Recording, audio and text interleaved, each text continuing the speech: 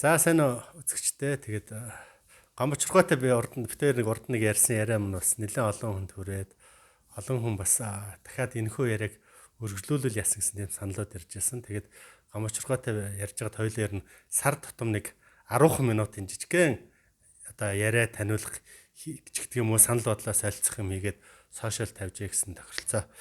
Тэгээд тэрнийхээ дагуу энэ 2023 оны 1-р сарынхаа яриаг хийгээд Эрдэнэ сумд одоо сумын төв дээр байдаг гэрт нь хурж ирээд байж байгаа. Тэгээд танд одоо шинэ оны минь төргийа.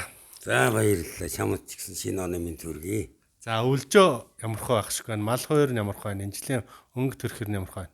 За амны бэлгээс ачтын бэлэг гэж яг сайхан байна. Ер нь яг олон жил болоогүй нэг хүйтэрсэн. Тэгээд тэрэнд нэг жоохон зочирдсан. Ерөнхийдөө одоо эзний ажиллагаанаас л байна. Тий, ерөнхийдөө сайхан онд орчих болов гэж бодож байна. Одоохондоо мал бол намараараа л байна. Яг нь ерөн зүгээр одоо танаас сар болгон нэг сэдвээр нэг 10 орчим минутын яриа авна. Тэгээд энэ сошиал дээр тавиад олон нийт хүмүүс бас юу гэж үзэх нь яах нь гэдэг талаас бас санал бодлын сонсъё гэж бодож байна. Одоо та 80 гарлаа. Өдий насны өндөрлөгөөс харахад бүх хүний амьдралыг амьдрах хэвээр амьдралаар амьдарч туулах хэвээр зүйлийг туулж хийх хэвээр бүх зүйлийг хийсэн хүний нүдээр ингээд харахад ер нь амьдралын утга учир юу юм бэ? За амьдралын утга учир гэдэг нь маш өргөн хүрээ тий. Маш том юм байдаг юм байна. Үүнийг их л хойно хожим 60 хүрч ухаан суухад 61-т өгдөг гэж нэг тийм үг дэмээ үг байдаг. 60 хүрэхэд ер нь их сайн ухаан суудаг юм байна. Ер тэрнээс цааш л амьдралын учир утга гэдэг бол маш өргөн хүрээтэй юм. Тэгэхдээ хамгийн гол нь амьдралын учир утгыг бүрэн ойлгохын тулд хүн өөрөө жоохон гэгэрчүүлж чадахгүй. Ер нь тэгтэл нэг гэгээ суусан байх хэрэгтэй юм байна. Би бол тэгжил бодлоо. За тэгээд ерөөсөн амьдрал гэдэг бол хамгийн агуу сайхан юм. Хүн бол төрөөд амиж явах. Тэр зовдогч, жаргадагч, яадагч вэ? Тэр амьдралын утга учир бол зөвхөн тухайн хүний өөрийн уран бүтээл байдаг юм байна. Тухайн хүний өөрөөс л бүх юм хамаардаг юм байна. Тэрнээс биш тэр ээжээс, ааваас, эхнэр хүүхдээс бусдаас хамаарах юм байдаг юм байна. Өөрөө л одоо ямар уран бүтээл гаргана вэ? Зовлон жаргал болгож болдго юм байна. Жаргалыг зарим хүн зовлон болгож болдго юм байна. Ийм л юмыг насны өндөрлөгт би харлаа гэж бодож байна. Юу одоо тэгээд зовлон жаргалын тухай ингээл ярихаас тэр эрсдэс юм шиг мөртлөө хоёлаа л бас амьдралын нэг хэлбэрүүд болоод таны бодлоор бол аз жаргал гэдэггүй л тэгвэл одоо аз жаргалаас нэхлээ л дээ. За би яах вэ? Аз жаргал гэдгийг Харвардын их сургууль сүүлийн 70 жил судлаад аз жаргал бол мөнгө биш юм байна. Тэр тансаг баяр орон сууц биш юм байна. Тэр сайхан машин биш юм байна. Тэр алт биш юм байна. Аз жаргал гэдэг бол хүмүүсийн хоорондын найрсаг илдэг сайхан харьцаа юмаа гэж хариу гаргасан байна лээ. Энэ бол амьдрал дээр агуу үнэн байна.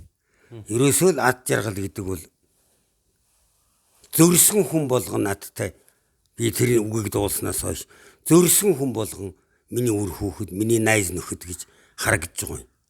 Таних гойс байсан бүх хүн бол бидний нөхөр, бүх хүн бол одоо миний анд гэж ингэж л бодох юм бол одоо аз жаргал өөр зүгээр ундраад л байна. За мэдээж одоо гэрэл байж сүүдэр байна. Тэгвэл энэний хажууд нэг зовлон зүдгүүр бэрхшээлч гэдэг юм нэг асуудал бэрхшээл одоо өнөөдөр ч манай нийгэм бүгд л нэг сөрөгдөө маяг одоо юу гэдэг нь нэг уур амьсгалтай нэг хүмүүс нэг тийм шүүсэн, шүүмжилсэн, гутарсан, загнасан, зүгсэн, жагсан, тэмцсэн байдалтай шүү дээ. Тэгэхээр энэ талаас нь харуул юу болох юм?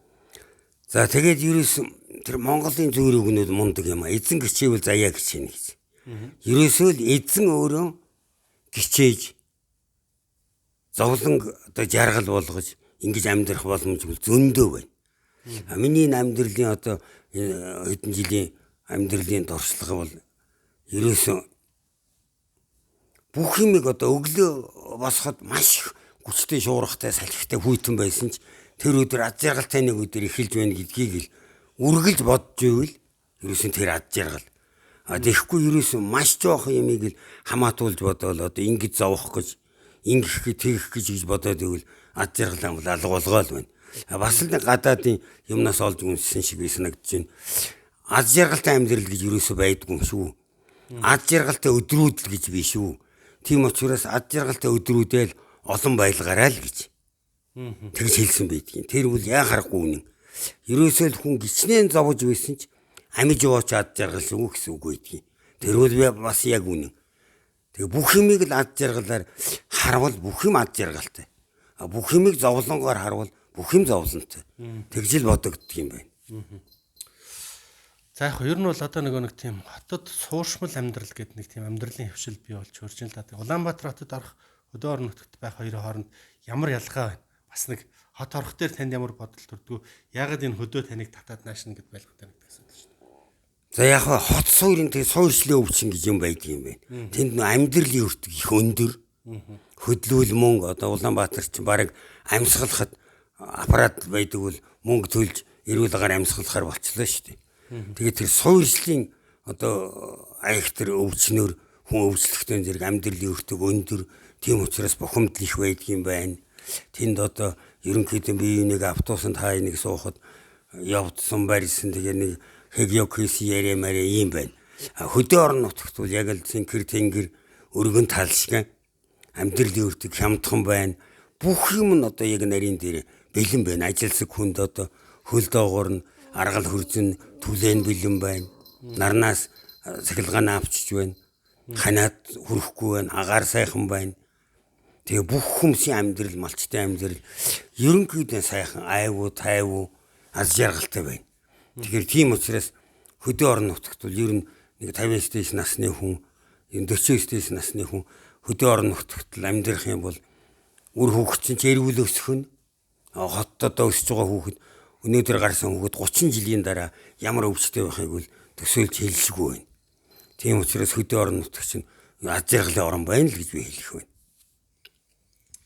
За баярлалаа. Ер нь энэ жилээс эхлээд бас энэ яриад байгаа шалтгааны өөхтөр нэг хүүхдүүдийг Улаанбаатар хотод байгаа нэг зусж байгаа хүүхдүүдийг хөдөө орон нутгад руу малчтын хотонд очиж танилцуулах барих гэдэг нэг тиймэрхүү ажлууд ер нь ингээд цагаан сар өнгөрөөгд нэлээд ундрах зохион байгуулалтанд орох ч гэдэг юм тийм ажил болох байх гэж итгэж байгаа. Тэгээд тэрүүний улбанаас одоо малчдтайгаа за Улаанбаатар хотод энийг зохион байгуулах тэр төрийн бус байгуулах хөдөлмөр туслан одоо юу гэдгийг те нийгмийн сайн сайхны төлөө гэсэн хүмүүс за өшөө юу гэдгийг те Улаанбаатар хотод эцэгчүүд гэдэг энэ гурамсан холбоосыг бий болгож хөдөөгөө хэдүүлээ ойлгох магадгүй одоо сая гомчрхон хэлсэнчлэн 40 50 60-аас дээш настай хүмүүс өрн жоохон хөдөөрөөгөө бараад хүүхдүүдээ хөдөөтэй болох талаасаа жоохон бодолцож эхлүүл яасан гэсэн тийм санаа байгаа. Энэ дээр бас таны үгийг сонсоо тэгээд энэ удаагийнхаа ярилцлага юм байна. Тэгэлгүй яг ер нь одоо дэлхийд байхгүй сонгол нүүдэл чинь энэ ахуй бол одоо үнэхээр гайхамшигтай